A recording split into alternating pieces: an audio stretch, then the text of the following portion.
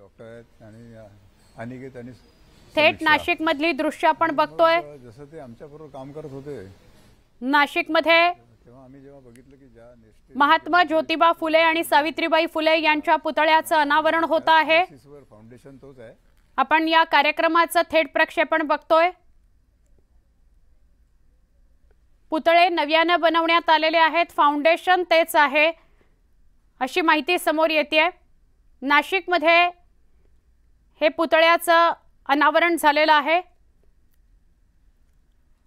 महात्मा ज्योतिबा फुले आणि क्रांतीज्योती सावित्रीबाई फुले यांच्या पुतळ्याचं अनावरण करण्यात आलंय। आमचे प्रतिनिधी लक्ष्मण घाटोळ यांच्याशी बोलूया। लक्ष्मण, काय अपडेट आपण आपल्या प्रेक्षकांना ही दृश्य दाखवतोय? नाशिकच्या मुंबई नाक्यावरती या स्मारकाची निर्मिती करण्यात आलेली आहे।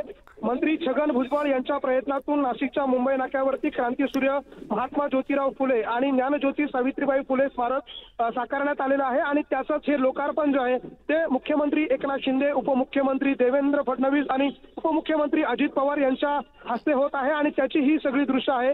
नाशिकचा मुंबई नाका हा मुख्य परिसर आहे आणि याच मुंबई नाक्यावर भव्य दिव्य अशा स्वरूपाचं हे स्मारक तयार करण्यात आलेलं आहे। रस्त्याच्या मधोमध आणि चौकात असलेलं हे स्मारक जे आहे त्याचं लोकार्पण केलं जातंय। मुख्यमंत्री दोन्ही उपमुख्यमंत्री या कार्यक्रमासाठी उपस्थित आहे।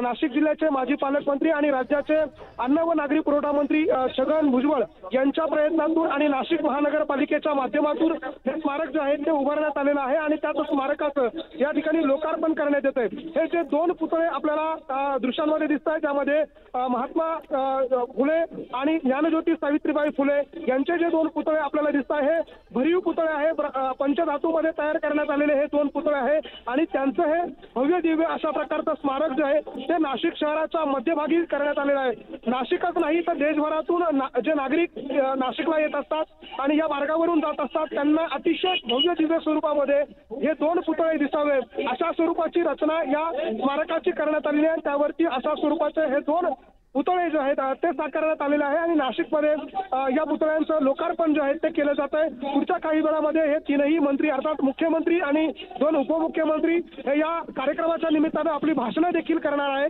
मात्र आता या स्मारकाची पाहणी जी आहे ती त्यांच्याकडनं केली जाते। ड्रोनच्या माध्यमातून एक कपडा जो आहे तो काढण्यात आला आणि एक भव्य दिव्य स्वरूपाचा असा हा कार्यक्रम जो आहे तो नाशिकमध्ये करण्यात आला।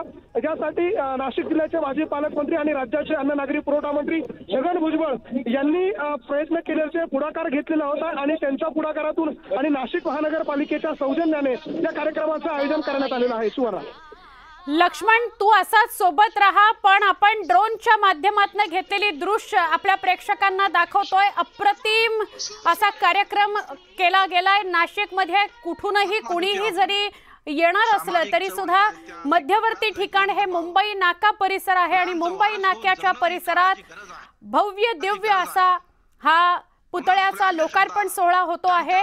फाउंडेशन तेच आहे। यावर महात्मा ज्योतिबा फुले आणि क्रांतीज्योती सावित्रीबाई फुले यांच्या पंचधातूने साकारलेल्या या पुतळ्याचं अनावरण मुख्यमंत्री एकनाथ शिंदे आणि दोन्ही उपमुख्यमंत्र्यांच्या हस्ते होतंय। काही दृश्य समोरून घेतलेली आणि काही ड्रोनच्या माध्यमातून घेतलेली दृश्य आपण बघतो आहोत।